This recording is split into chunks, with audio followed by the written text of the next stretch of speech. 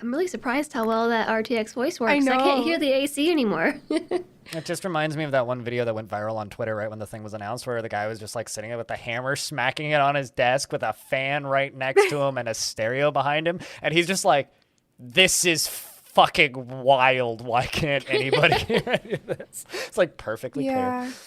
I'm pretty sure it heard the first clap, but after that it wasn't hearing them anymore. We also have a quieter AC in here now. We had our old one, but then it stopped giving out cold air for some reason, so we had to put in a different one. Did you ever clean the filter? No. Oh, that was probably why. Most AC units have like a panel that you can slide out the side, like portable ones. And it fills up with gunk and grime over time, and if you're running it like 24/7, it'll fill up real quick, and then they get jammed. It's kind of like a dryer. It's like if you have a dryer and you never clean out the dryer lint, then your dryer will stop working. Suwey's family is so bad about doing that. Yeah, well, por con los dos. Every time I go to dry stuff, I will like open it up and it'll be like a blanket. I once stayed in an Airbnb for a convention, and they had an in-suite washer dryer, and I did my laundry, and I put it in the dryer, and I ran it. It came out, and it was still wet. I was like, what the hell? So I checked the thing. It was like just pulling out this dryer lint and dryer lint and dryer lint and dryer lint and dryer lint. Like a magician pulling where you're just like scarves pulling roses out of a hat. You'll never guess how much dryer lint I pulled out of it. Crazy amounts. That's the mystery. Is in fact a mystery. But what isn't a mystery is that this is episode 27 of the Halcyon Frequency Podcast, airing 24th of July, 2022, just a couple days before our Gamejam, which is starting on the 29th. If you'd like to sign up for that, there's a link down in the description. I'm Blind and I'm hosting, and I'm joined by Jess today. How are you today? I'm doing great, actually. I slept well. I got some stuff done earlier. Made it to a meeting. Have food. I'm here. That's a win all around. I cleaned my entire bathroom because my parents are coming over to use it in for like bathing purposes in an hour and 20 minutes because their bathroom is currently under renovations, so they don't have one. So we're kind of under a time constraint here, but Suwey's also here, joining us for the Halcyon Frequency Podcast. How are you doing today in the hot weather? I am doing good. It doesn't seem too hot today. For the past week, my lymph nodes have felt kind of tender, and I think they're better today. TBA. So feeling kind of sick, not the bestest? Yeah. I've been feeling kind of sick, but I have more of a voice today so far, so hopefully that continues. Having a voice is generally a pretty valuable thing in this industry. Yeah, you know, I've been like talking really quietly and like when I'm not streaming, like doing all I can to rest so that I can get streams in. Yeah, I didn't quite lose my voice, but when I got COVID a couple weeks ago while camping, I had such a sore throat that I actually ended up sort of losing my voice as well.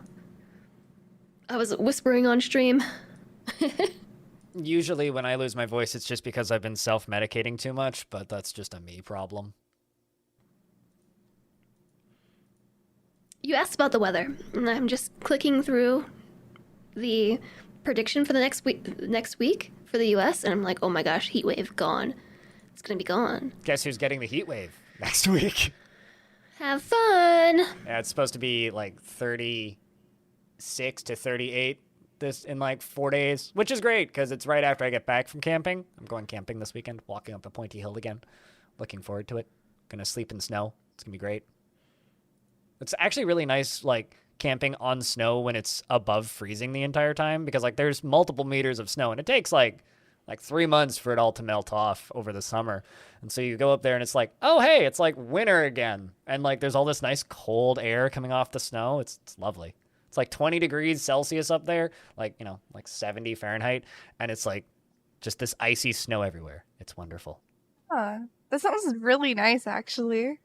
It's great until you realize that all of that snow is a breeding ground for bugs, but, you know. Really? What? Oh, yeah.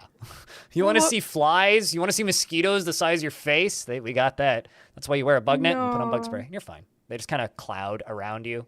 You have like a force field, and then the sun goes down and they all go away. I'm not gonna go there now. Like before, I was just like, "Oh, dude, that sounds sick," but now, no, I'm good. I hate bugs. I hate them so much, man. Then never go camping.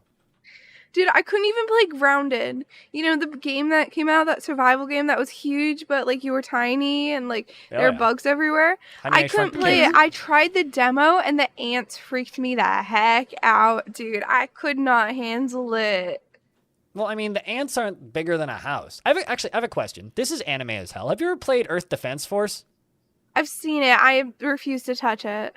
But you get a rocket launcher to take to the ants, and they all fly away. I don't exploding. care. I don't care. What if you have a rocket launcher that'll shoot a rocket big enough to take out an entire city just to kill one ant? Seeing them in the first place makes me very uncomfortable. I don't want to play a game that has them in it. Man, then there's me. I like bugs. Bugs are wonderful. Because we'd all be dead without bugs. Like, I get that, but at the same time, I also live somewhere there's like black widows and stuff too. There's ticks up the mountain, which is part of the reason why you wear bug spray. What's great though is we have field roaches, and they're like, they're mostly outside. It's rare they come inside, but like they'll be all by the front porch of the house, and so what's really fun is at night when they're out to just go there and crunch. They just chilling though. Are you saying that you're stepping on them? They're existing? I mean, if they're in your house, I understand, but if they're outside. Like, live and let live. You go into their house and step on them? Yeah, you're the home invader here. No, they're like... Whatever. I'm not winning this argument. I should just... Nope. Like, last night, I was hanging out with my neighbor at, like, 11:30 at night, and we were just watching this, like, slug that was, like, I don't know, the size of your hand, just, like, slowly going along along the concrete. We're just, like, staring at it. We're like, should we kill it? We were just, like, kind of talking back and forth about whether or not we should kill it. And eventually, we just kind of opted that we were going to take it and go put it in the garden for the building next door, and they can deal with it. So, took a little tiny hand shovel and, like, shoveled this slug up, and then carried it all the way across to the neighboring building's garden, because we have beef with them for varying reasons, and put it in their garden. Here, go eat their flowers. Yep, the neighbor feud. Yep. I love it. Take slug, put it in their garden. Deal with it. Well, because they walk all their dogs over to our garden and let their dogs pee in our garden. And there isn't enough people in our building to, like, fight back. Also, they have signs everywhere that say, no dog pee, children at play, which is true because there's a playground over there. We don't have a playground. We just have some grass. So the result is our grass is always dead because dogs pee on it and then it dies. And because people are too lazy to, walk their dogs. So the result is we have unnecessary beef with the neighbors. Because, life's boring without a little bit of beef, right? I mean, yeah. Speaking of life being boring, life is also boring with no video games. So I think we're going to jump to a real quick break here. And when we return, we're going to talk about the games that we've been playing this past week and a bit. And there's going to be a lot of stray talk, probably. Back right after this. Hello everybody, I'm FG Squared over on twitch.tv. I play a wide variety of games Mondays through Fridays, starting at 9 a.m. BST, which is 4 a.m. Eastern, 1 a.m. Pacific, 10 a.m. Central European Time. So come on over and check me out. See you soon! And we're back with the Halcyon Frequency Podcast. These are the games that we've been playing this past week. My name's Blind, I'm still hosting, and I'm joined by Jess and Suwey. Anybody want to take something for the start here? Or should I just pick one? Maybe just pick. Okay. Jess, do you want to talk to us about Return of the Obra Dinn? See, I was hoping that I wouldn't have to start, which is why I said you pick. I picked the first one on the list. I can talk about it. It is actually the first thing on the list. So this past week, I think this started like last weekend, I was watching a YouTube video. And in this YouTube video, it was a breakdown of how the game, The Return of the Obra Dinn, was made. And I started watching the first few minutes of it, and the person who was narrating the video said, if this at all sounds interesting, just pause the video and go buy it right now. And I was just like, okay, I will. I'll go buy it right now. It's a lot of homework. Yeah, so I was pleasantly surprised. So if you don't know what the Return of the Obra Dinn is, it is a first-person mystery adventure. But it's in this crazy 1-bit monochrome style, like super reminiscent of like old Macintosh computers. And it's just one massive logic puzzle. So basically I think you are an insurance collector. I think that's what you are, an insurance collector. And you have to find out what happened to 60 people who died or disappeared on a ship in like the 1800s, early 1800s. To do this, you have this mystical pocket watch that can transport you to the instant of someone's death, where you can hear the last few things said in their life, and then you get a still of the exact moment they died. And you have to use just these clues to deduce how everyone on the ship perished. And you don't have to, like, you can solve a couple and then call that good enough and end the game. But me and Salentre played, and we solved everything. And it was just, like, the best. I can't stop thinking about it. And I'm totally not listening to the soundtrack right now. The soundtrack is so good. Did you play Papers, Please? No. But now I really want to, because it's also a Lucas Pope game. Yeah. So Papers, Please is like probably in my top 10 favorite games of all time. I'm not So I never good. finished it, but like I got pretty far into it and played it quite a bit. The version of it that I own was before it was on Steam. Because I can't even remember what platform I bought it on, but it was on some like other platform which doesn't exist anymore. I think it was Desura actually. Some other non-Steam platform. And so I played the heck out of that and I loved it. And Eric Pope has been one of those people that's like, okay, I'm going to follow this guy through the industry because like he's clearly got some ideas, right? And then Return of the Obra Dinn came out and I was like, oh, that looks cool. Or like the demo did originally on itch, which came out maybe a year before the full game came out. And it's possibly the worst motion sickness I've ever gotten from a video game. Really? Yeah. I wanted to throw up within a couple of minutes of playing the demo, and none of those problems got fixed with the full release. So just due to narrow FOV and a few other things. If he's added an FOV slider since, I'm unaware, but at least at launch it was unplayable. But I proceeded to sit down and watch the entirety of a YouTuber who I know play through the entire thing, which was fine, and it's a fascinating little game. Yeah, it's just so unique. I'm so taken with it. Yeah. I just great wish I soundtrack, could too. erase my memory of the game and play again. Yeah. And there's just, from my understanding, nothing else like it. No, there really isn't. The interesting thing about Lucas Pope is like I've listened to him on a couple podcasts over the years, and he always basically just says that he just gets an idea for a video game and he just starts obsessing over it, and he has no idea if it's going to be fun or not. Like with Papers, Please, he didn't realize that he was making a piece of political commentary until after the game was done and people told him it was political commentary, and he's like, oh, right. I guess so. Crap. Interesting. And then this was a kind of a similar thing where he's just like, yeah, it's a period piece. He's like, I was obsessing over Master and Commander and like the Pirates of the Caribbean movies, and was reading a lot of Treasure Island, and I just kind of wanted to make something like that. And so I just kind of figured out like, well, I can make a mystery game. It'd be like an old point and click. Well, I can make it look like an old game. And it's just kind of like, it just kind of becomes a thing. And then he's just like, well, I'm just going to release it and hope people like it. But, you know, he's clearly got a lot of ideas as to what he's doing, and definitely an innovative character in indie game development. Yeah, so I read that it was originally supposed to be a much smaller game, but it ballooned, and here we are. But I kind of was like, oh, I really hope that he's working on some sort of sequel. Who knows what he's working on? He's working on something. He's not. He's working on, actually, an exclusive for the Playdate. Oh, really? I wonder if that's out already. I think it might be.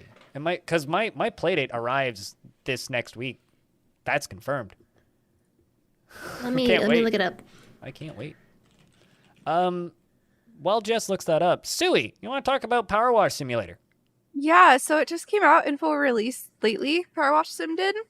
And I like happened to get a review key, and then I started streaming it, and I haven't stopped streaming it. Let me check how many hours I have on it. Huh? Streaming. Ha. Ha. Water. Water. Yeah. Mm-hmm. That's funny.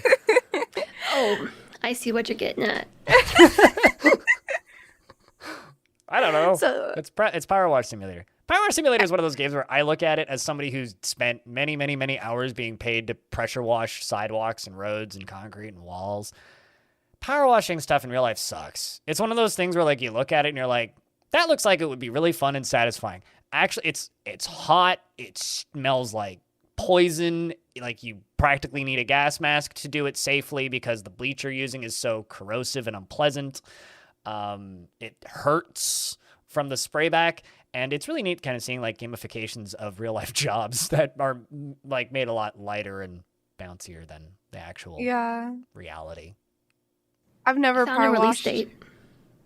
I would avoid it if you get any opportunity. What's the release date, Jess? Whenever. Whenever. Yep. But it is called Mars After Midnight. It is a small 1-bit game for the playdate. So, Suwey, with Powerwash Simulator, did you did you play it throughout early access at all, or have you only No. so you have like very little experience of the pre-release version? Yeah, no, I was just given a key and told, hey, want to check this out? It's out in info release. I'm like, sure. I have 24 hours in it now, and I've been playing it for like a week. And that's just on stream. I've been doing like 9-hour streams because I'm just having a great time. Like, because the thing about Power Wash Sim is it's really chill. So your conversation with chat can just be so fun. And then also like, so what we've been doing, it was recommended by someone in chat, is at the beginning of each new one, we look for any large surfaces. And then we go ahead and play Hangman on it before I clean it up. And it's a fun time, man. So you're talking about this very specifically from like, I'm streaming this video game perspective, but like this game sold really well and a lot of other people are playing it. What's kind of the mission structure like from a perspective of somebody who maybe just wanted to pick it up to play it on their own time? Well, I've only played the career mode. There's like multiple different modes. There's like a free mode. There's like a mode that gives you like special weird ones, which I haven't looked at all. And I don't know. I think there was another one too, but I can't remember it off the top of my head. But I've been playing career mode, so it just gives you different things to do. And there's like this wacky story behind. And so it'll give you a job and it's all kinds of different things. It's a house. One of the early ones is a full-blown playground. Sometimes you get vehicles and you just have to clean them up. And then like story happens as you work on cleaning power washing the different things. And the story's pretty wacky and interesting to see like how it all comes together. Because I'm at the point where it's starting to come together and make more sense. And yeah. Neat. How replayable are these different modes? I don't know if the career mode is super replayable. I mean, it could be. Because I'm having a lot of fun doing it in single player, but I feel like it could also be fun to do it in multiplayer. Because there are multiplayer options. Is it like a kind of a score-based thing? Like do you get scored on time or efficiency or anything? Or it's just you... well, there's a mode for that. That's what the other mode is. There's a challenge mode that gives like every day there's a new one, and you're like, you either have only so much water, you have only so much time, etc., and you have to like do it the fastest or so it makes it more of whatever. a puzzle type thing instead of just... I haven't played it yet though. I've Gotcha. only touched career mode. Well, awesome. Glad that you're having fun with that. Jess, do you want to talk about Urbek? I can talk about that a little bit. I decided to try it because I was actually talking to Bellinir about it, and he said that it's the best city builder he's played since City Skylines, and I was just like, ooh, I'm kind of interested. I haven't played a lot of city builders, like strictly city builders, and yeah, it's pretty good. So it's a city builder, but it's the thing that it pitches as being unique is that you can build individual neighborhoods inside your city because you can take your initial buildings through different evolutions. Basically, you start off with a basic building, and depending on what you put in its environment, it will evolve differently. And so you can make a city that has like a downtown, and then you can have your shanty town, and then you can have like your coal district, and then your slums and stuff, or like your wealthy area. It's just really, really neat. And it also includes like natural resource management.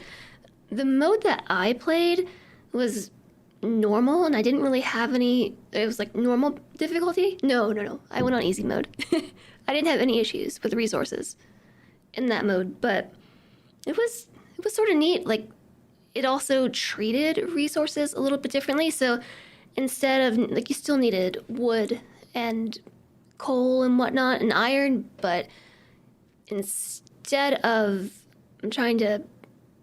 money, you need labor. So you have to build houses so people will move in so you can employ them, but then you need different types of labor, like unskilled labor or skilled labor or educated laborers, to be able to satisfy your buildings. So it was, all in all, like a very cohesive and felt very natural to make an expansive city. And it doesn't have the issue that something like Timberborn has, where you have to have different districts. It was just, everything was connected. There was none of that like brain-breaking logistics stuff that turns me away from some other games, and you didn't have to worry about traffic. So it was like chill cities. This is really cool to me because the last city builder that I played that I enjoyed was City State 1, which was a very strange game made by one dude, and it runs in HTML5 for some reason. City State, it's out now. Go take a look at it if you want. It's weird, but interesting.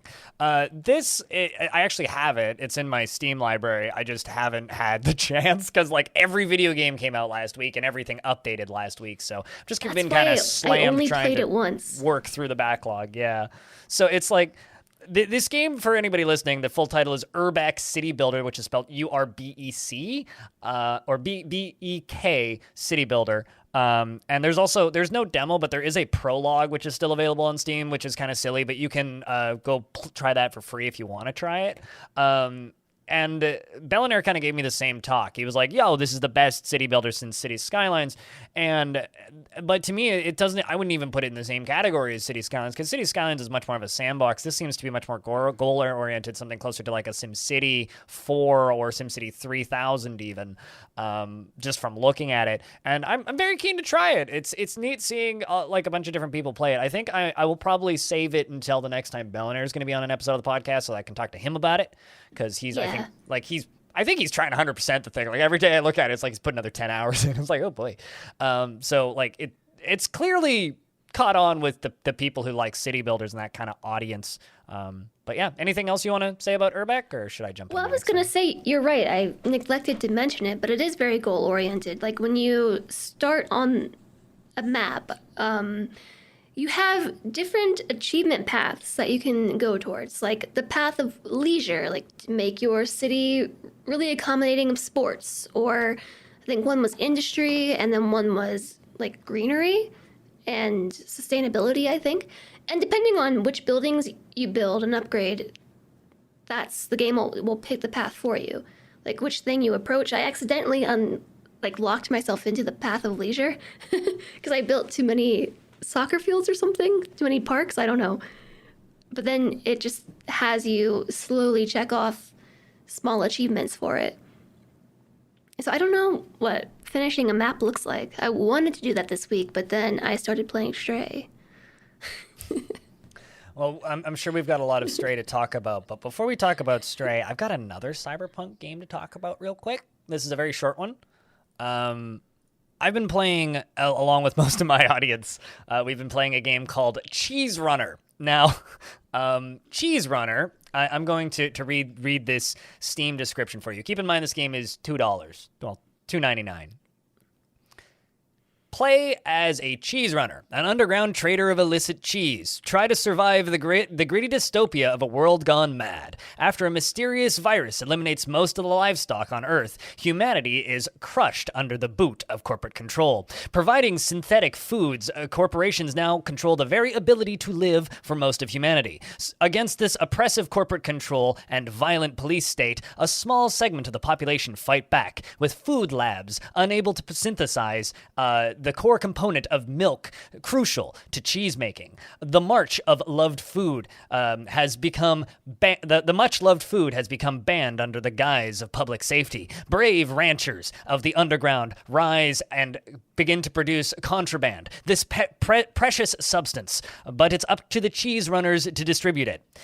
So it's did either of you play Drug Wars No. on Facebook in like 2008?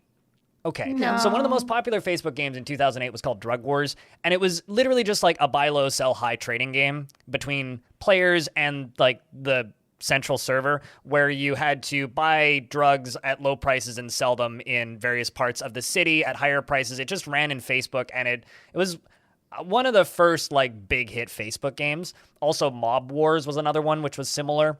But this is essentially just that. It's an ASCII game. It's keyboard driven. You can use the mouse. There's this great synthwave soundtrack and great synthwave like art and like tasteful writing throughout. But there's 6 different kinds of cheese that you can buy and sell, from ricotta to gorgonzola, and cheddar and other things. And you go from zone to zone in the city by hitting 1 through 6 on the keyboard, and you buy at low prices, you sell at high prices, and there are random events that can kill you, or steal some of your cheese, or steal some of your money. You have to pay off the loan shark, the game lasts 30 days, and every single time you move to a different location, the turn moves forward, and the goal is to sell as much cheese as possible, to have as much money as possible, so that when you get out, you have as high of a score as possible. Now, the thing is, this game's $3, right? And it's kind of dumb fun, and it kind of ticks all the right boxes if you like betting games, or like stock market trading games, or like simple management games like that about buying low and selling high and all that jazz, and making as much money as possible, making the numbers go up. If you like those kinds of score-based games, this thing's $3. And from what I can tell, maybe 100 people have bought it. So the global leaderboards are empty. So me and my entire chat are trying to take over the top 10 on the leaderboards. One of my audience members has gotten number 2 on the leaderboard with the dev at number 1. Only missed number 1 by like $1 million in games. So we're trying to fully take over the leaderboard. I'm currently number 9 in the world at cheese. So I don't know, if you want to sell cheese. There are no mice. 2 thumbs up. Well, they're all dead, obviously. I thought you said it only killed cattle. Well, I mean, there's a bit of there's more dialogue in game, basically saying that like everything except for humans on Earth is dead, and all the cattle are on ships. They're called beef boats. Okay, gotcha. But yeah, no, it's a good time. It's silly fun. Cheese is an important commodity. Yeah, so are cats. So, how do we want to do this Stray bit? Because I finished Stray, Jess finished Stray, Suwey hasn't touched Stray. Suwey doesn't want spoilers for Stray, so we won't say any spoilers in this podcast. I think the best way to do this is maybe, Suwey, ask us anything about Stray. Wait, we should explain it first. I mean, who hasn't seen Stray? I mean, come on. So, do you want me to? Okay, do you want to do the kind of basics on what Stray is, and then Suwey can ask us anything about Stray? No. Okay, I'll do the basics. About you're so good at it. Okay, so So Stray eloquent. is a third-person light platformer, a little adventure game about being a cat in a cyberpunk world. The game starts off, and you're in this beautiful kind of overgrown, weird thing that looks kind of like a power dam with your 3 kitty family friends, and you're going on a little run, and you discover really quickly there's a button to meow, and it's wonderful as you're walking around meowing. And then if you're me, you turn the camera at a funny angle, and one of the cats teleports on screen, which is very funny, because minor bugs. Yeah, it's fine. I played the game right at launch. I think it's already been patched. Anyway, you run down, and then you fall into this cyberpunk city. Separated from your family and injured, you wander into this weird cyberpunk city populated by robots that don't know what you are and refer to you as the little outsider. Then it is your goal to adventure through this cyberpunk wasteland as a adorable little orange cat, working your way out with the help of a robotic friend named B12. It is adorable, to say the least, and it took me about 10 hours to finish it. Some people are reporting play times of like 6 to 8 hours. I've heard up to 15. It's a Yeah, I think I took like 12 to 13, maybe. Yeah, I mean, if you're looking That's for a lot of... I'm streaming, Yeah. I talk a lot. If you're looking for a lot of like hidden objects in the world, it can take a little bit of time. But with that behind us, Suwey, ask us anything about Stray. Yeah. Okay. So, in all the pictures, we see like a thing strapped to the cat's back, and you said that they start off in like the wilderness, not in the cyberpunk. So, like, is that something early in the game? Fairly early. I don't know how to answer this without too much spoilers. Yeah, it's fairly early in the game. It's basically once you get out of the tutorial, you obtain the backpack, and it is how you carry around B12. Okay, that makes sense. And I can say more about it, but I don't want to spoil the magic of it, Mm-hmm. Okay, does anyone ever pet the cat? Because, petting the cat is always very important in games. So people pat the cat. There's a few cutscenes where that happens, and there are many NPCs that you can nuzzle against their legs. In fact, there's an achievement for nuzzling against all of them. So there are many cute cat-related moments in that fashion. My favorite moment was, I forget his name, but he said, "I have the urge to pet you, and I don't understand why." That's amazing. There are one of my favorite little cat-like things in the game, and this isn't a spoiler at all. In fact, I think there's a screenshot of one of them in the Steam page. There are little dedicated spots where you press Y on the controller. I don't know what it is on the keyboard because I played with a controller. But you press Y to just take a nap, and your cat will just curl up on a pillow, and just the camera will zoom out, and he'll sit there and purr, and there's actually an achievement for sleeping in one place for an hour. Oh, that's did you find the couch guy in the last area? Couch guy. Yes, I did. The guy that you can leap and like snuggle with. That was so cute. Yep, that was one of the most catty moments, I would say. But yeah, okay. No, I'm gonna criticize Stray for a second here because there's something that really bothered me. The story's good. I like the story. It wrapped up nicely. Could have wrapped up a little more cleanly, I think, but it wrapped up nicely. Throughout, the story was pretty good. There's a lot of NPCs. There's a lot of robots walking around. Most of them have exactly the same dialogue. You can talk to NPCs and show them items, and the game instructs you this very early on. You can have an item in your inventory, and you show it to the NPC. B12 shows it to the NPC, and they give you some information about it. And initially, you're like, oh, that means I show all the items to everybody. And then very quickly you realize, oh, they all say exactly the same thing. And yeah, that was disappointing. It was it's kind of a huge missed opportunity because all of these robots, they have personalities. They're not like clones or anything. And the game emphasizes that they have personality and a sense of self very clearly throughout the game. And it's kind of a shame that if they have a sense of self, why don't you have something different to say about this sheet of music that I'm showing you versus the other person that I just showed this sheet of music to, right? And what I will say, when I showed in the very first area, when I showed them the picture, they all had a different voice line for it. Sure. But that was like the only object that had a different, as far as I'm aware. Oh, and when you showed them objects from the main quest, they had different voice lines, but like side objects, it was all the same. If they're connected to the main quest, they do. If they're not connected to the main quest and you show them an object that's connected to the main quest, they say, oh, you should show it to this person who will say something different about it. Only a real geek can read that.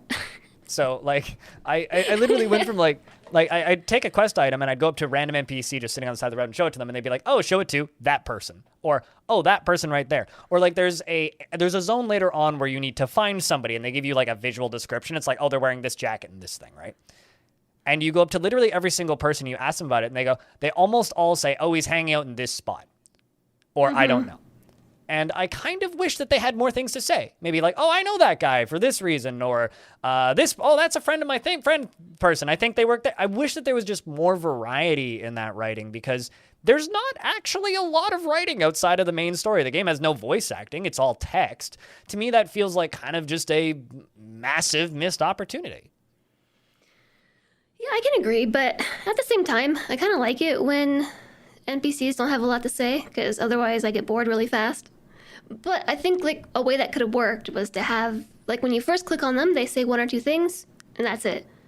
But then if you keep interacting with them, having them expand on the things that they are willing to say to the player. Yeah.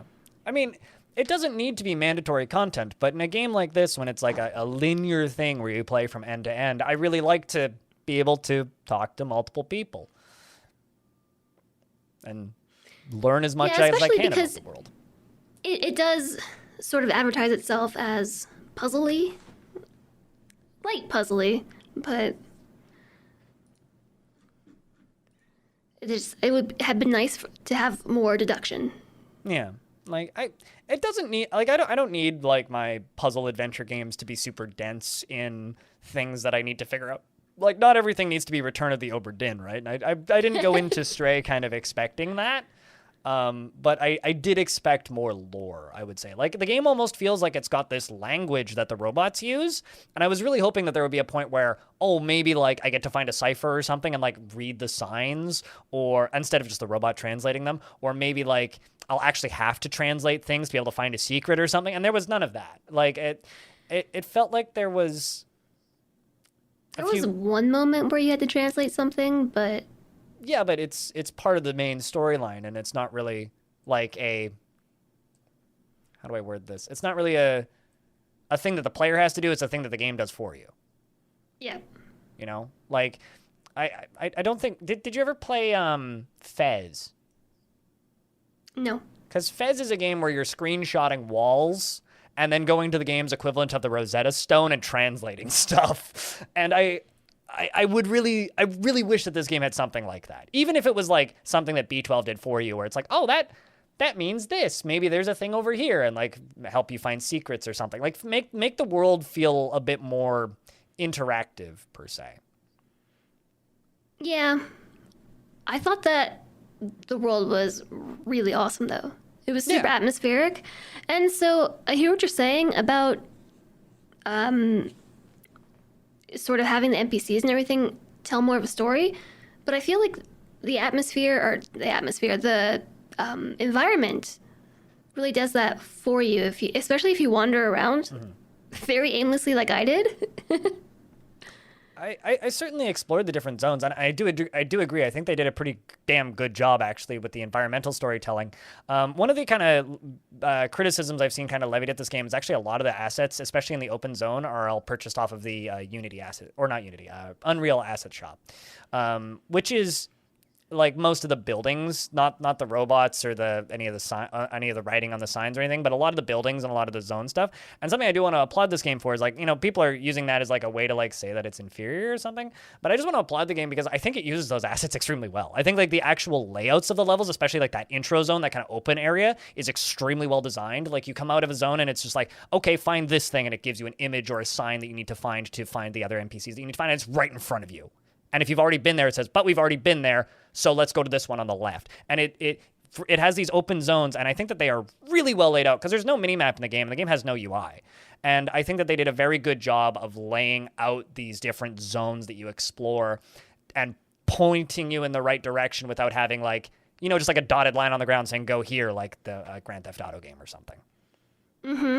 Yeah, I thought they were very well done too. Actually, I was a little worried at the very start because the tutorial was so linear, and I was just like, oof, is this gonna be like a super linear game? Then you get to the main area and it's much more open, and I was just like, whew. Yeah, it's like open hub world, and then it gets a little bit more linear towards the end, and then the game ends, basically. Yeah. It's like it's got the hub cities and then linear levels in between them. Yeah. So it was a nice mix between like light linear storytelling and then also having the open world. It was pretty cool. So is there anything else you'd like to ask us about Stray? before I Oh, talk about yeah. stats? Okay. So I was looking at the Steam page, and the last image on it, the cat is like running away from these like fleshy creatures with a yellow eye. Yeah. How does combat work? Like, because obviously these are enemies, right? Yeah. Run. Is there Do you want me to stealth? elaborate, Jess, or do you want to elaborate? So I don't know. We can kind of go together. I mean, early on, you just run. yeah, You you run start away. off by running, and then once you get the backpack, you get another ability, which nullifies a lot of threats. And then the later threats are more of like you just kind of stealth. I think in one of the trailers, they also show like the drones that shoot lasers at you. The thing about the drones that are kind of fun is, one, there's a way of hiding from them, which I'm not going to spoil because it's really cute. But also, the drones, they do fire, like they shoot lasers at you, but they're kind of on a delay. So as long as you're sprinting and kind of zigzagging, they'll miss most of their shots. It's one-hit kill, so if you do get hit, you're back to the checkpoint, but they're pretty generous about checkpointing. So it's not heavy combat. It's more like stealth with a combat option, especially against those fleshy eye things. You do have a combat option against them. But the more direct enemies, which are like the drones, are more of a like stealth sequences. I really did like that, actually. What, the Like kind of how the combination? game progressed from having like one enemy to a different one. Mm-hmm. And I don't know. I just appreciated the flow from one gameplay style into the other, like going from evasion and melting or pimple popping maybe. Yeah, it kind of That's what goes we were like calling it, surprise like nasty pimple body popping. horror for a bit, doesn't it? Yeah. And then you go like full on stealth kitty. I had a lot of fun with the stealth kitty levels. Yeah. And I died a lot. Like a lot. There's an achievement for dying 9 times. Yeah, I died 9 times in the first area with the eyeballs. I kind of did it Yeah. intentionally though. I was like, I think I need to die like one more time. Yeah, okay, we're good. Another thing I kind of want to critique a little bit briefly is you can clip into walls. Be careful. That didn't happen to me. I went out of bounds 5 times. The problem with going out of bounds is it's really hard to get back into bounds because the game doesn't have a jump button. So if there's no like nothing to jump to, it's impossible to get back in bounds. So there was a couple of times, especially in the opening zone, where I was like, I think I could clip through this wall. And then I walked into it and bloop, into the wall, which means I'm very excited to see speedruns of this game. But also, dear game developer, for those open zones, please don't just put in a save checkpoint when you spawn into the zone. Please, like, maybe have a autosave every 5 minutes for those open zones, because it's real frustrating when you've grabbed a bunch of collectibles and sold them, and then you get stuck in a wall and then have to revert back to a save an hour ago because you got stuck in a wall because you were messing around. I mean, it wasn't that bad. I knew where all the collectibles were, so it was just 5 minutes of going, grabbing a bunch of cans of soda and doing a bunch of other things that I had to do to get the collectibles and then move on to the next zone. But there are points of no return, and they do signpost them really clearly. It's like, oh, when you go through this door, you can't go back, which is totally fair. But I kind of wish that, like, in those open zones where you're encouraged to look for collectibles specifically, there was an autosave. Yeah, that's probably my biggest gripe, is the lack of autosave. Like, after I finished the game, I went back through to pick up some of the collectibles I missed, and I picked one up and was like, okay, great, I've got it. Now I can just exit back to the main menu. And was like, wait, no, it didn't autosave. It's a checkpoint. Oh, and then I had to go back through it again. Yeah. I actually went through it 4 times. Yeah, the linear levels have really good checkpointing. Like, really good. It's the open zones that are kind of the issue, because you have to, like, go to the next story beat to get the checkpoint save. Yeah. And there's no way to save automatically or manually. One thing that it does have that Oh, I would yikes. like to applaud them for is when you do go to reload a save or when you go to quit, it says when the last checkpoint was, number of minutes ago, which is really nice. So it's like, oh, last save was 30 seconds ago. Cool. I can quit. Or last save was 5 minutes ago. Okay, let's maybe find another checkpoint before I quit. So that part is really nice. I'm glad that they have at least that feature, but I would like an autosave feature in that open zone. Suwey, pitch another one at us if you have any other questions. Shoot, I didn't have another one. Well, then I will just jump into stats real quick for a second. So some kind of fun thing, a little statistics. I'm a pretty big fan of Annapurna Interactive, which is the publisher of this game. Annapurna Interactive has been publishing games on Steam for, I want to say, since like 2015 now. They're a film studio originally, and this is their games arm, and they very much have like kind of an aesthetic. Like if you'll know an Annapurna Interactive game kind of if you see it. They tend to lean towards kind of like the very high-end indie games, the very well-polished, kind of shorter experiences usually. But their most popular day one release as of before Stray came out was their previous release, which was Neon White. It launched and it was like 8,500 concurrent players. Stray on release day peaked at 62,000. So this is their most successful launch ever. And I'm not going to go into spoilers here, but what I will say is that I wish there was a little bit more at the end, and I would love to see another chapter in an expansion pack or something. I would pay $10 for another 2 hours of Stray. Just let us run around after the game ends, because there is implications at the end of Stray that I would love to see expanded upon. Yep, absolutely agree. And obviously it's done well enough that, like, come on, guys. Like, you've sold 1.5 million copies already. Like, just give us some more Stray, won't you? So, not bad for 6 years of development. Or at least just a free roam option. Yeah. Just wander around the outside. That's all I want to do. I just want to see the sun. With all your friends. Oh. Yeah. Suwey, were you able to find anything else, or should we dive into news? Let's go ahead and go to news. All right, Suwey, why don't you take us out and jump us into All right, guys. Yeah, so I don't know what to say here because I never say this, but we're going to go ahead and go to a break right now, and we'll see you guys again soon for some news. Hi, BlindIRL here. Thanks for listening to our podcast again. I'm not on the episode this week, but I'll be again later some of the other weeks. But if you want to see and hear more of me, you can find me on twitch.tv/BlindIRL, where I do all my gaming content, also on youtube.com/BlindIRL for all the reviews and everything. And also I've been doing a lot of miniature stuff lately, all kinds of Warhammer and painting and modeling and so on, and you can find those on Riku's Minis on YouTube, and same also on the Instagram if you're interested. But anyways, back to the episode and enjoy listening for the rest of it. And we are back. Pew, pew, pew, pew. This is what happens when you have me do it, okay? Okay. Well, do the thing But then. we're back. I am Suwey. This is Blind over here, the one who won't stop talking, and then Jess, the lovely. I like the nickname. Thank you. Just the lovely. Okay. Is this like a knighted title that she received at some point? I've just been knighted. Thank you. Yep.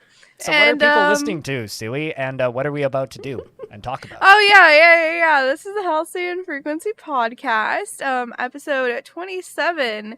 And we are going to go into news, and Blind is going to talk a bunch. That's what I do. Anyway, so Discord is coming to Xbox. This is something that's been, I think people have been asking about this for a really, really, really, really, really, really, really long time. Did either of you ever own an Xbox or use Xbox Live? Yes.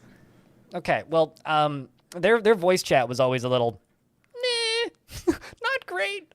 I do remember that, yeah.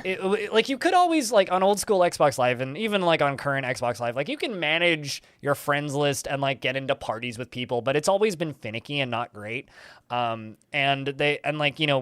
As another example of consoles with voice chat, it's like Nintendo has their solution as well, but it's, like, through an app, which is separate from your Switch, which is also silly. But Discord is coming to Xbox now officially, so they are partnering with Xbox proper. And so in not too far distant future, you will be able to sync your Discord servers as part of the Xbox UI. So you'll be able to scroll through different servers, join voice chats, use the on-screen keyboard to talk, and just have the exact same Discord communities that you would on PC. In a world where like a lot of consoles and games are getting crossplay, between PC and Xbox and even PlayStation in some cases. Like, this makes a lot of sense for just games as a whole because, who doesn't use Discord, right? I don't think Discord is a replacement for everything, but it's definitely, at least for, like, we're recording on Discord right now. Like, Discord is kind of like, I think at the very least, like, our go-to voice and video streaming service, and chat service for a lot of communities and groups, and, like, my family has a Discord server. So, like, this just makes a lot of sense because a lot of people are on Discord already anyway. This expands Discord's reach. This makes Microsoft a more appealing platform for a lot of people. Like, I'm now slightly more interested in maybe purchasing a Microsoft console in the future just because I already have a friends list now. And I think that's cool. Anything you two want to say about this one? Nope, I think you covered it. I mean, I haven't owned an Xbox since the 360.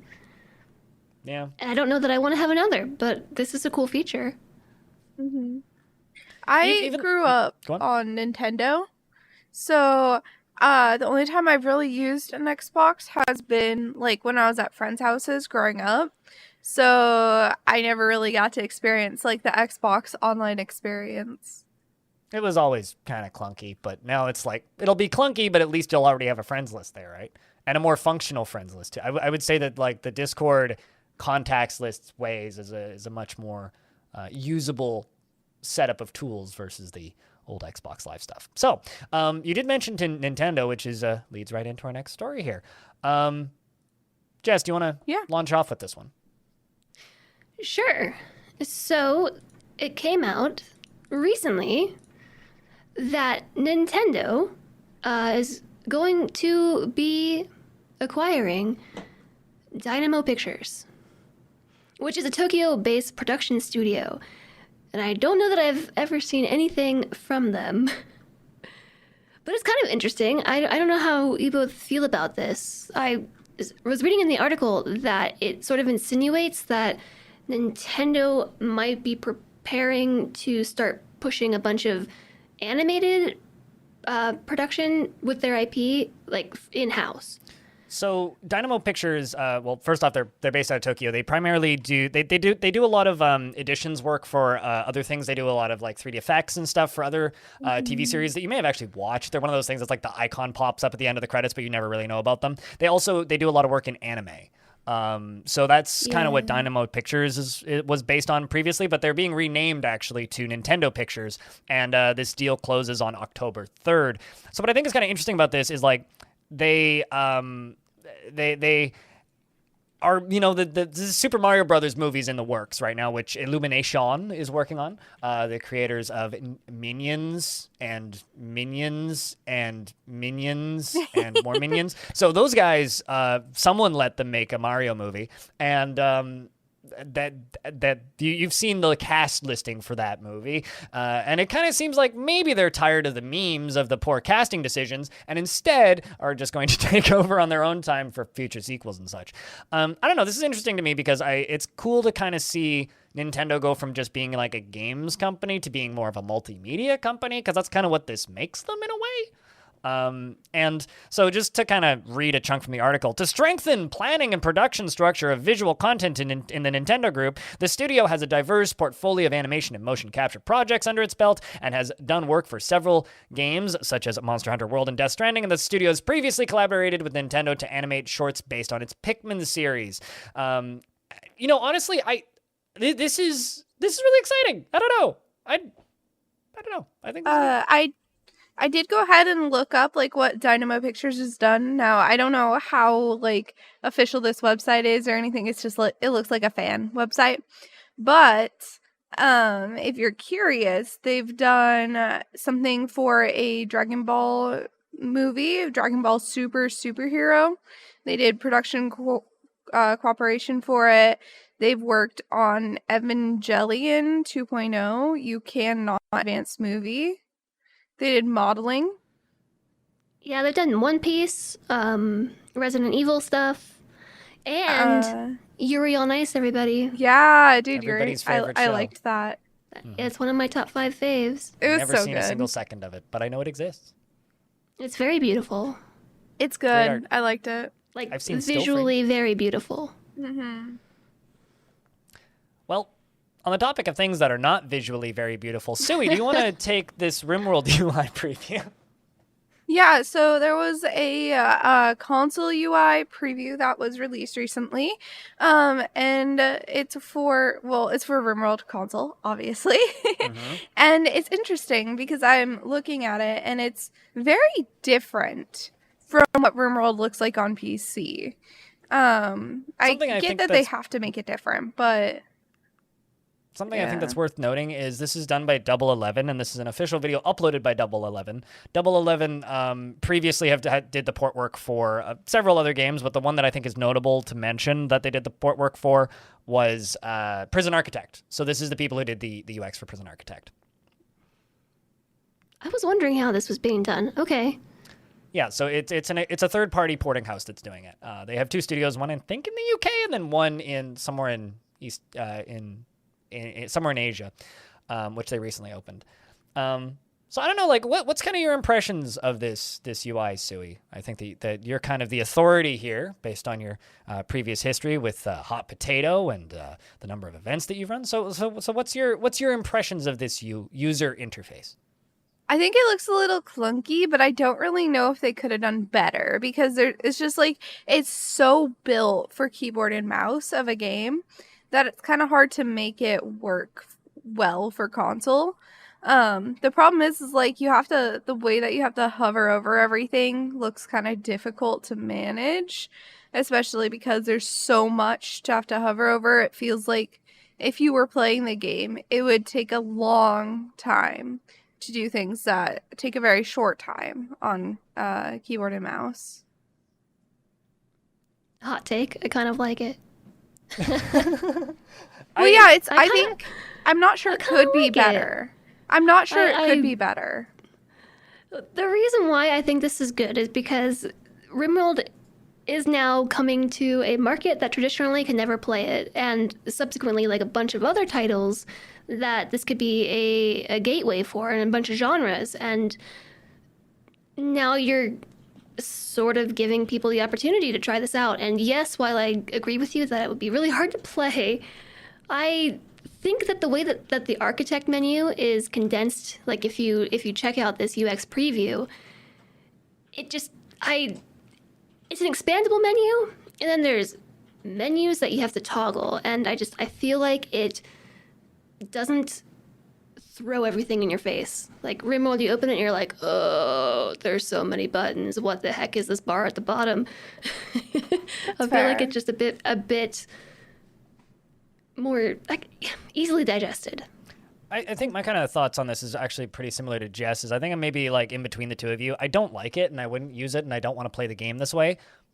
But I think that it's really clever kind of how they've built these kind of context-sensitive menus where, based on what you're currently hovering over, different parts of the UI popped up. Bouncing off of what Jess just said, you did kind of like mention that like the default UI, when you look at the PC version, it's just like, here's a list of stuff that you have to look at and examine and memorize and know where everything is and go through each individual menu piece by piece over time, slowly, and just like dissect it all. And then over time, just like familiarize yourself with the different portions of the UI. And then, but with this, it's very much, okay, you're building something, okay, then it pops up the thing, and then they suddenly have the opportunity to recommend stuff if you're like still doing the tutorial and things. I of course, bouncing off what Suwey said, like, yes, it'll be very slow, but I would kind of put this into the same bucket as like the Prison Architect port, or alternatively the City Skylines port, both which have been very well received by their respective crowds and have also been quite successful. I think the actual damn shame here isn't the like UI. I think it's just going to be the fact that, you know, it's going to be on consoles, so you're not going to have access to mods. But yeah, right. I didn't even think about that. But aside from that, I think that this is a really neat gateway into a new genre of games for a lot of people. And Vanilla RimWorld has, 2,000 hours worth of content in it easily if you just sit down and play it without mods. So it's definitely a game that you can sink time into easily without mods, especially with the DLCs and everything else that the game has as third-party options. Plus, I feel like if somebody is putting enough time into console version RimWorld, if they are interested in mods, it's an easy jump from console to PC. It does not run on potatoes, but you can pretend. How the heck do you pronounce Mahjong? Is it Mahjong? Is it Mojang? Is it Mahong? I've heard all three. I say, no, I'm not sure. Mojang? Now you're questioning it? Mojang? Yeah, one's at Mojang. I used to always call it Mahjong, and then at a E3 press conference, the lady called it Mojang, and now I don't even know. So Mojang, the developer of this little indie game Minecraft. You heard of this thing? Okay. I think the kids like it. I think Microsoft bought it for some reason a couple of years ago and maybe ruined it. I don't know. Anyway, this little indie developer has come out and I'm gonna just drop the bad jokes now. This little indie developer has come out and they've put this big post up about NFTs. Called Minecraft and NFTs, an early look at our upcoming guidelines. And I think that this post is absolutely fantastic. I don't, have either of you read through this? Because this is awesome. I've skimmed. In short, it's heavily critical of the current state of Web3, NFTs, and the NFT market right now. And they're essentially putting forward and saying, listen, large portions of our community is children, right? Like kids play Minecraft. And the way NFTs are marketed and used between rug pulls, scams, and overinflated prices, that is a very negative environment for a child to be in. And they fear that introducing or allowing or even permitting NFTs to be used alongside of their game is a huge issue for a younger player base, which is I agree with. And well, they also mentioned that it's doesn't really align with their philosophy of making Minecraft accessible and making sure that everyone's playing on an equal footing. Yeah, because the entire philosophy of NFTs is let's lock things behind paywalls for reasons, right?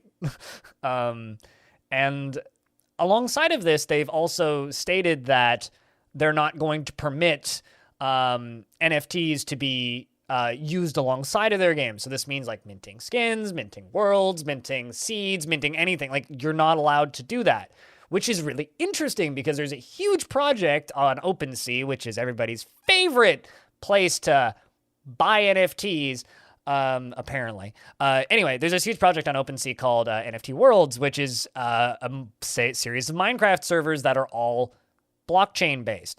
The value of NFT Worlds NFTs dropped by 60% the day that this released and are continuing to plummet.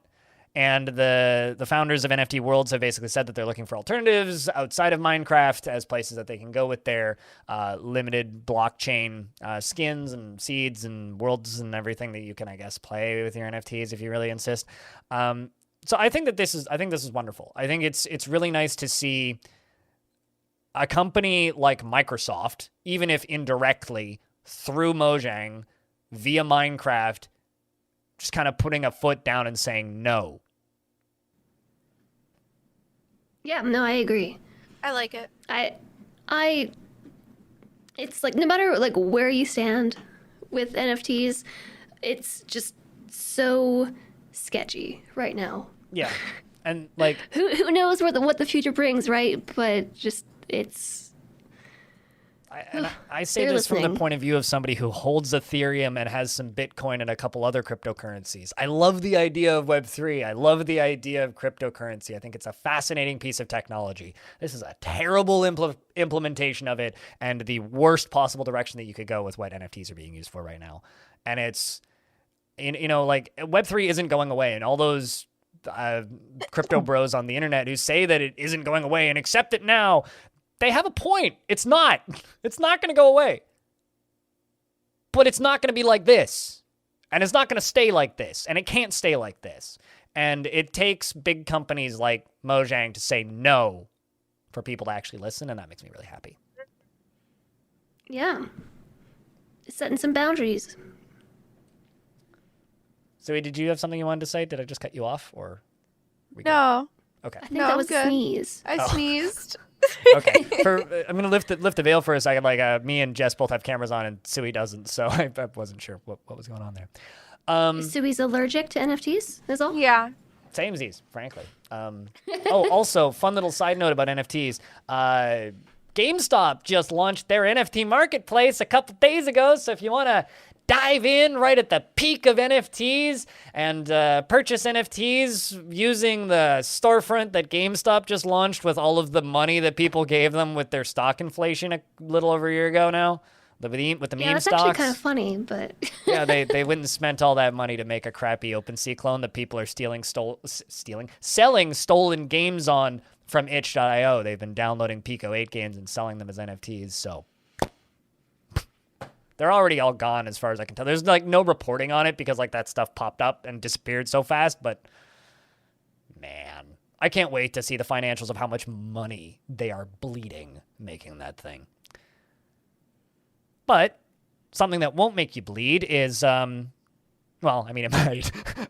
So on the 29th of this month, so just a few days after this podcast releases, itch.io is stealing Bandcamp's idea, and they've done this once before, but they are doing a Creator Day. So this coming Friday, itch.io will not be taking a cut from any sales of games on their platform, meaning the creators get 100% of the profits. So if you've ever been thinking about, hey, maybe I'm going to go buy some games on itch.io, now's the time to go do that. Yep. And then show up to the Gamejam afterwards. Which means I'm going to buy a bunch of Playdate games that day because my Playdate's supposed to arrive this week. Hopefully. Ooh, hype. Yeah, can't wait. Yeah, maybe you can buy Mars After Midnight. Maybe. I did buy one game for the Playdate the other day, which is a little, which you can look up if you want. You might even be interested in this one, Jess. But it's called Helios. Here, I'll link it in our little chat room here, which I'm looking forward to having a look at. It's called the Conquest of Helios, and it's a light strategy game that kind of looks like a miniature grand strategy game, and I'm super excited to try it. It's got a little map and like different countries with like different army values, and you have to conquest and take over the whole world with little random events. It looks super cool. I'm excited to try it. Kind of looks like a board game. Yeah, kind of. And it's $3.50, so I was like, yeah, I'll buy that. Why not? So I've got that sitting in my itch play inventory, but I'm going to stack up a bunch of games on the 29th. Are Also, you gonna? Oh, I was just are you gonna gonna say be? also on the 29th game jam stuff. But what? I was just gonna ask, are you gonna be streaming Playdate games at all? Like, is there a way to stream it? So the Playdate comes with a USB out or USB port, a micro USB port, which acts as the charging port, but also it acts as an in and out port. So if you plug it into your computer, it comes with built-in plug-and-play software that lets you capture the screen. Oh, that's Well, sick. now, isn't that nice? Yeah, right? Like, wouldn't it be great if every console could do that? So because the games are just for sale on itch, and it's literally just like you open up a folder and just drag and drop into the folder on the desktop to install them. That's all you have to do. And like, so because you can do that, I have this this camera here on my desk, and I'm going to be pointing that at my hands so you can see what I'm doing with my hands with just like a screen up on the thing. So I'll have like a little hand controller and then like the screen, and yes, I am going to stream them. I'm also going to make videos reviewing games because why not? Should be fun. Ooh. Yeah. I don't know if Playdate does look really cool. I don't know if I'll worry about reviewing the whole season because, like, you know, all that stuff's out there, right? Like, people have been getting their playdates starting, like, the very first ones shipped out in January of this year, so people have had them now for, like, 7 months, so all that stuff's covered already. So I might just stick to indie stuff on itch because there's tons, you know? Like, there's, like, 5 different versions of Tetris out now. Most of them are free, as well as, like, tons of other neat little adventure games and RPGs and racing games and platformers and various other fun little things. So I will be digging into that and seeing what I can find. I look forward to it. Yeah. And Will you play, I forgot, Mercury After Mars? Mars After Mercury? I will definitely play the Luke's Pope game, yeah. Okay, good, because I'm super interested in it because I really, really liked Return of the Obra Dinn. Have I told you that yet? And now I really want to play this new game he's making, but I can't because I don't have a play date. I mean, just play Papers, Please, because that thing is incredible, and it'll keep you busy for a while. Yeah, true. It's good. A It's nice thing about controller Papers, supported, Please, right? Papers, Please is a really good audience game, too, because it's a lot of, like, deduction and, like, because you get a person, right, and then you have to decide whether or not you let them in or not, because it's, like, border control. And it makes for fun interactions with chat. Although you kind of have to be careful about spoilers because, like, they're preset, right? So you have to be kind of careful. But there is a lot of interesting little interactions there. And it varies itself enough and it's random enough that it's like, it's kind of like playing XCOM. You know, like someone can just spoiler you, but, like, also you can work through it with chat. It's a fun game. Yeah, I'm totally interested. But at the time of recording, Halcyon Frequency is hosting a game jam. That's us, and we're hosting a game jam. We are? The game jam itself is starting in just a few days here currently, and we, at the time of recording, have 15 participants in the game jam. Ooh. It starts in 6 days, 7 hours, 8 minutes, and 46 seconds from now. By the time this gets uploaded, it'll be about 4 days. 5 days? Math. But by the time this gets uploaded, it should be about 5 days. It starts Friday on the 29th at, like, as the day begins, and works until the August 1st as the day begins.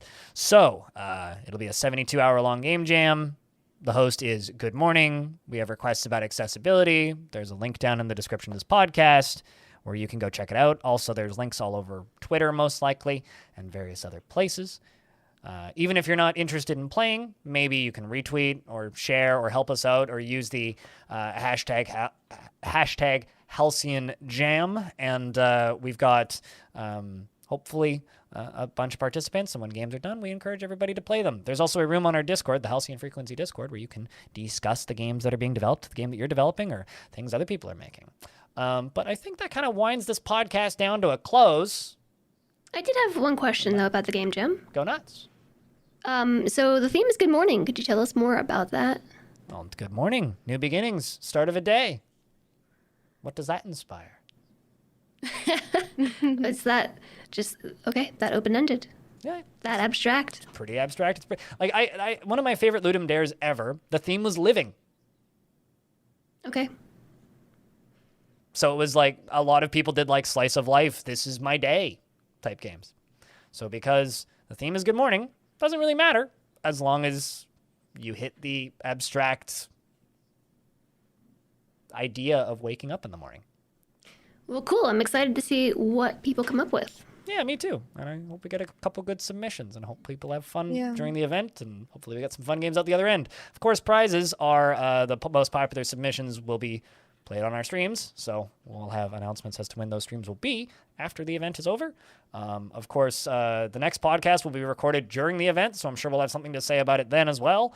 And the one after, we'll probably talk about the event and post-mortem. So look forward to that. At the very least, look forward to new podcast content, and I think that brings this podcast down to a close. Suwey, who are you, and where can people find your stuff? I am Suwey. You can find me on Twitch, it's Suwey. On YouTube, it's Suwey. And on Twitter, it's at Suwey Streams. Also, I am going to be doing a stream celebrating graduating with a bachelor's degree. That is going to be on Saturday at 5 p.m. Pacific, if anybody wants to join on in. It's going to be a subathon, meaning that I will be full-time as long as the timer goes on. So that will be, I'll be streaming 5 days a week, 7 hours each stream. And also, I'll be starting a RimWorld playthrough as long as my community gets the mod list together, because I've tasked them with that. So, yeah. Is it going to be the 23rd Saturday? No. Or the 6th? It's going to be the 30th. Yes, I can read calendars. I paused for a minute. I stuttered. I was like, 23rd, 6th. Wait, but Yeah, I I've skipped been a saying whole the week. Yeah, I 30th did. for ages. Is the 30th on a Saturday? Nope, I just erased a week from our future. Yeah, when this Probably comes for out, the it will best. be the upcoming Saturday. Okay. Just clarifying. Now, because I need to do this next, Jess, who are you and where can people find your stuff? Well, I'm Jess. Hi, Jess. Whoa, Jess on the internet. That has an underscore between the H and the J on Twitch, but on Twitter, on YouTube, it just Whoa, Jess.